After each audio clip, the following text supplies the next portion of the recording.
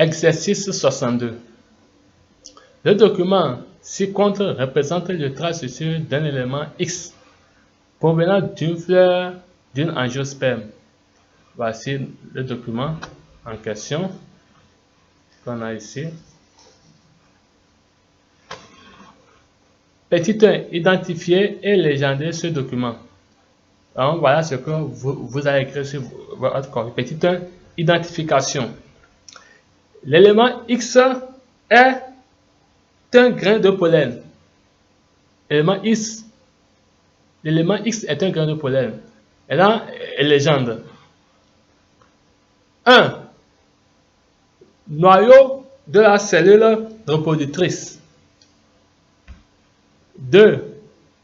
Noyau de la cellule végétative. 3. Membrane externe ou exine. 4. Membrane interne ou intine. 5. Membrane plasmique. 6. Cytoplasme de la cellule végétative. 7. Cytoplasme de la cellule reproductrice.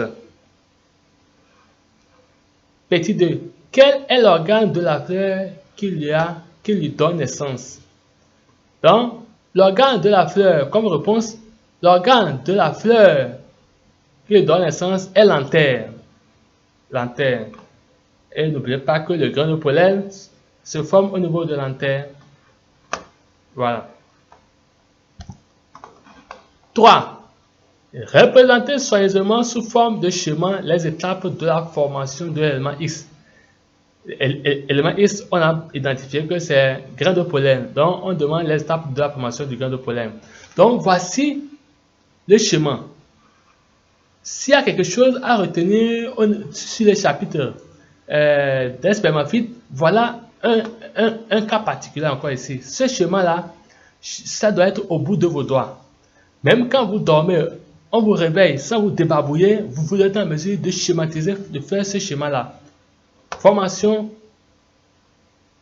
de processus de formation du grain de pollen. Voilà. 4. Donnez le rôle des structures 1 et 2 dans la vie de l'élément X. Structure 1 qui est le noyau reproducteur, qui est le noyau de la cellule reproductrice. Son rôle, c'est lui qui donne les deux entérozoïdes. Donc, le noyau de la cellule reproductrice donne les deux entérozoïdes. Maintenant, le noyau de la cellule végétative, c'est lui qui va diriger la croissance du tube pollinique. Donc, lui dirige la croissance du tube pollinique. Petit 5. Complétez le tableau ci-dessous en précisant le devenir des éléments après la double fécondation. Voilà, le devenir des éléments après la double fécondation. Quand on prend l'œuf principal ici, l'œuf principal, son devenir lui va donner plantule.